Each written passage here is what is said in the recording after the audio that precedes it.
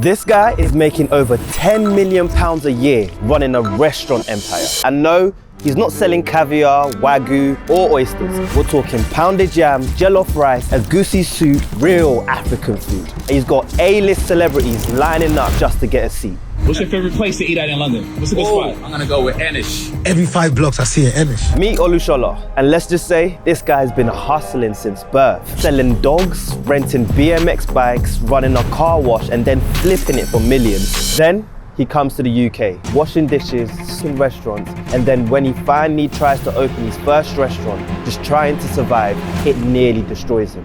Starting was very difficult. I borrowed 75,000 from my father-in-law and I had to max my credit card, savings. At some point, I actually wanted to sell it.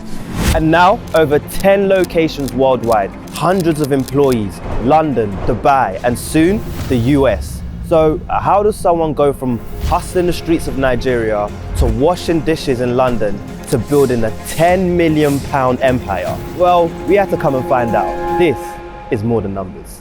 Shola, pleasure to be here, man. We're in Camden. This is one of your Enish restaurants. It's not open yet, but it's looking good, it's looking good. Let's go back to your early days of your career. What was life growing up in Nigeria like? My dad was a civil servant. My mom used to run our restaurant. And in the morning you go to school, from the afternoon you go to the restaurant, change and probably start cleaning tables and the whole lot.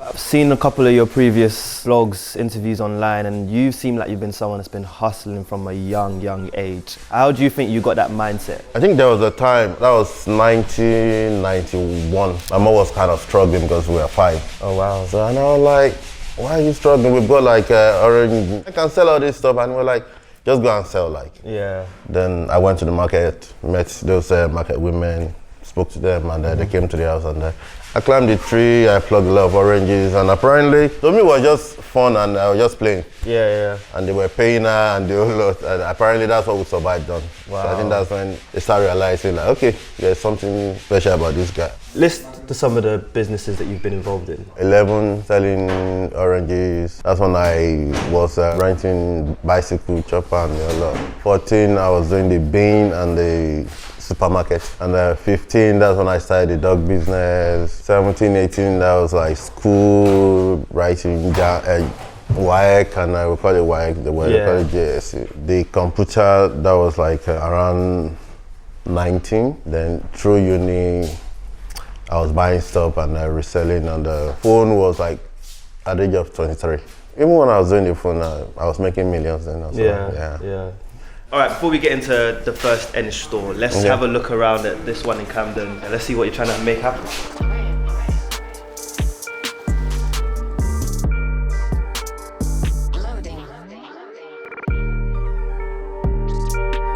So let's go back to the first Enish shop in the UK. Where was that? Olushola. And what year was that open? I got the place 2012 and we opened October 4, 2013. How much did you have to start up that restaurant? I spent close to 100,000. 100K? 100K, yeah. Where did you get the 100K from? I borrowed 75,000 from my father-in-law and I had to max my credit card, savings and the whole lot. So. Was it just you that started it? Oh, with my wife. Is it you and your wife still involved in a business? Yeah, she's in the admin part. So you invested 100K to get that first store? Over 100K, yeah. Over 100K. How long did it take for you to make that back? I got the loan for 30 months and I paid it back in like 18 months. Wow. I know, because I was dedicated. I don't like owing people money. So I was dedicated to like, you know what? Anything that will cost me, I'm going to pay this also. Because I eat from the restaurant anyway, so apart from transport. Yeah. No other expenses. So.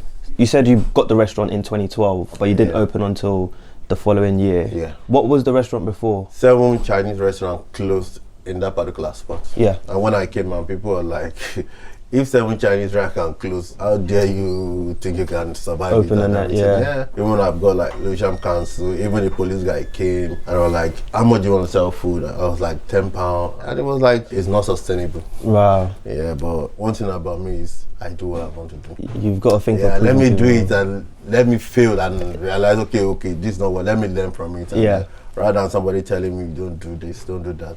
How long was it just you and your wife running the business until you decided to actually start hiring people? We got like few staff initially, like the chef, but I was actively involved. I make the chef start like 4 o'clock, so I will run both front and kitchen. Yeah. Between 1 and 4, just to save money. The chef will come in 4, then I'll go to the front, and and then we had like 1 or 2 staff then. Lewisham's was a very like inaugural store with Enish starting in the UK. What was it about Lewisham that brought about hype and a lot more publicity to it? Starting was very, very, very, very difficult. I've maxed out all my money and everything, and it's just from hand to mouth. At some point, I actually wanted to sell it, and I saw this guy was interested. He offered me 300,000, but I decided to continue. And I think around 2015, I went for an event. I saw a lot of crowd, like 95% girls, and it was like over 2,000 girls. And I called the guy, the artist. I was like, how did you put this guy? And he was like, oh, there's this my cousin that promoted for me. And I'm like, okay, please introduce me to her. He gave me an Instagram handle. I messaged her, oh, look, I would like to invite you for lunch, dinner, and the other. She came, she posted. I started seeing some new faces, new girls coming in. And I'm like, okay, I think there's something there. Then, I just went online and I messaged DJ Copy. She came in, and she did a video, she posted, Instagram picked it, and the next thing I started seeing like different faces, and I was like, okay, I think that's the key. Then I started getting like celebrities almost every time. Artists, once they come in, it's free food as long as you tag, post, and everything, and then before you knew it. So that was your marketing strategy at that point? Yeah, that was the marketing Would you say that was a turning point for Lewisham? Yeah, for the whole Enish. So using influencers, celebrities. Along the journey, what changed and allowed you to open a second location? I get bored easily. At some point, we got hold of the old restaurant and the old lobby staff stabilized, and there wasn't anything else to do. Like just sit in the office and just start watching them. I'm like, nah, I need to do something else. Let me look for another spot so that at least that can keep me busy. Then I got the other spot. Open that out, baby. That was a Finchley Road. Finchley Road. Yeah. Then took kitchen staff from the Lewisham up to go there, and I realized nothing to do again. And I'm like, you know what?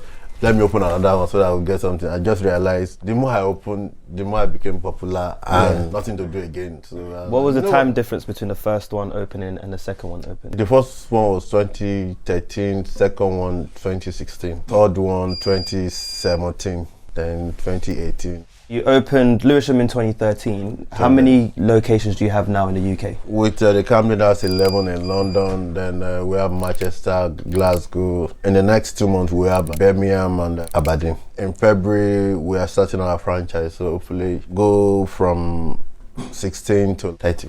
You've expanded internationally as well. What stores do you have outside of the UK? Dubai, I used to have 2 in Dubai.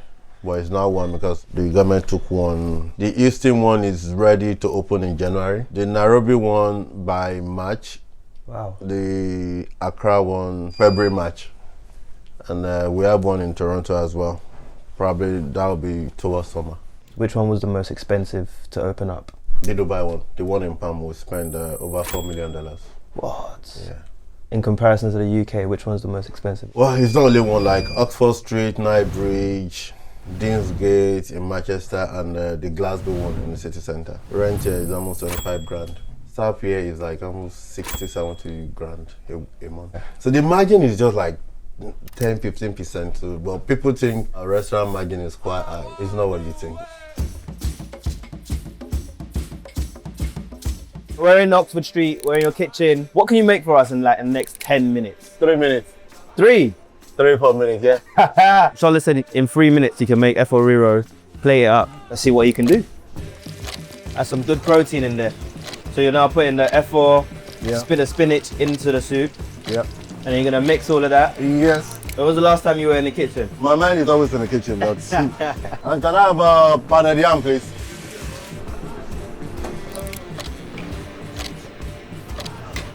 Can I get 2 plates, please? We're nearly done. It's not. Ooh! It's ready. That looks good. It's got less than a minute.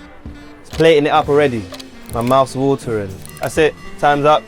In just about 3 minutes, he serves up not 1, but 2 soup dishes. Ooh! So this is pounded yam with egusi and F4, and this is a F4 with pounded yam. Let's go downstairs with the food. Okay. And let's talk some numbers. All right, sure. I've got in front of me pounded yam, which makes me think, what is your highest selling dish? Jollof rice, pounded yam, eforo, and egusi. Oh. This is amazing. Wow. I needed this. That's what happens when you cook from your heart. Earlier you mentioned you spend at least over 50k a month on outgoings. Which one of your stores makes the most in revenue? Oxford Street. And how much revenue is that? 6 figures. Like, On Oxford Street alone? yeah. And then on average across all your stores? 8 figures. You've been basically in the game since birth. What would you say has been the hardest part of running Enish as a business? I would say staffing. I think the government one is everybody's. Everyone's problem. It's everybody's problem. But the main thing is just for you to get a good Nigerian cook is one of the hardest. I've not actually seen a Nigerian chef that specializes in Nigerian food. You need to get back in the kitchen. No. Kitchen. People just underestimate kitchen. For you to get food out, it takes a lot. And because our food is organic, it's not something although you get the fresh one in Tesco, but it's not packaged. You have to get your fish, you clean it, you season it like, let's say stew. Ayamachi sometimes it takes us 2 days to finish ayamachi. Yeah. If you was to start a business again, would you do something other than food restaurant? I'll still do food. I've seen more to the food. I'm moving from just restaurant to like lifestyle. If you see the one in Camden, we've got like apartment, you can call it hotel. On top of the restaurant? On top of the restaurant. Insane. In Nairobi, we have a studio. Because we have a record label, Enish Music. No way. Yeah, we've got about 3 million streams.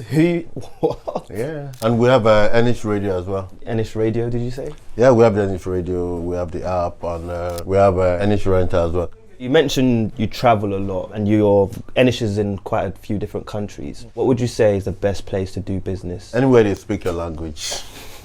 Which is money. No, not money like your language. Well, let's say in Nigeria, like we speak English. At least understand them. For example, in Arab, they will send you everything in Arabic. You have to go and interpret it. It's kind of a bit difficult, but I would say anywhere they speak your language. I've seen some criticism online where people say the prices for the food at Enish are quite high. What do you have to say to that? When you talk about ingredients, people just think ingredients are the same thing. If you go to the market, the palm oil has different grades. You can buy the low quality one, you can buy the expensive one. I do business with conscience, so I go for the premium. I don't compromise quality. And it's like I pay my staff well. I've got doctors, I've got lawyer, I've got architect, I've got all those ones. I cannot be paying them less than what their mates are getting. Even my chef is on 70 grand. Because like at the end of the day, they are the one that push the business. It's teamwork, it's not only me. Yeah. So apart from that, let's say you sell food for £22. You pay VAT, so that's 20%. Already? Yeah, that's no corporation tax. On every staff you pay, let's say the minimum wage is £12.21. You pay extra 20% on that. Yeah. That's payee tax. If you look at a lot of restaurants, they don't grow because they want to please people, but you need to understand you need to fuel the business. It's just like driving a car and you are not fueling it because you want to save money. So you need to fuel the business. Marketing, you spend on the average of £40,000 a month on marketing. The more people know you, the more business you get. You can be the best cook, but if people don't know you, you are nobody. So you need to put yourself out there. You need to put the business out there. And these things are expensive. How much do you spend a month on just ingredients? I don't want to give figures because like, let's say just add this alone. It's 6 figures a month. Is that why you're making your own production? Yeah, because of the franchise as well. I'm trying to do like a farm to table kind of vibe. On a weekly basis, we buy, the red cap. That's the red cap is on the bell pepper, the red one. Yeah. One. We use on the average of 10,000 kg a week. A week? A week. Of bell peppers? Yeah, imagine growing this thing myself. What piece of advice would you give to anyone who's looking to maybe open a restaurant chain? To me, it's all about what you enjoy doing and everything. Because with the 16, I run everything myself. I'm involved with everything. So to me, it's just passion. It's just what I enjoy. And you just have to be consistent because like, people will come, bash you, do this, do that. They will confuse you. But if you have a vision, just keep the vision. Just go with what you believe. Yeah. As long as your conscience is right and you think you are doing a good thing, trust me. So you're still very hands-on and involved in the business. What do you do day to day in Enish? I'm part of HR, purchase, account. I do basically almost everything. So even marketing. Ask my marketer. I'm on a case every minute, every second. Sometimes you even block me. A lot of people just say, oh, get a manager, get a general manager. Trust me, it's not the same. You are the business. They are just after their money and everything. Yeah, well, it's normal, but for a business to be successful, you have to be actively involved in it. Yeah. I'm the one looking for supplier from Nigeria everywhere. Because I'm the one paying, I have to be very careful. Like I said, there's a thin line between profit and loss. If you are not careful with those, and we have a lot of wastage as well. It sounds like you're a very busy man. How does running a food business affect your personal lifestyle? It's hard, but I won't say it's affecting me because I'm used to it. It's what I enjoy doing. Yeah. So, for example, let me say I travel to Houston to look for restaurants or do research. I'll stay in the best hotel, enjoy my life. Like I go to restaurant, try clubs. Even when I'm at home, I'll be researching stuff on the phone, laptop, and everything. So I kind of enjoy it.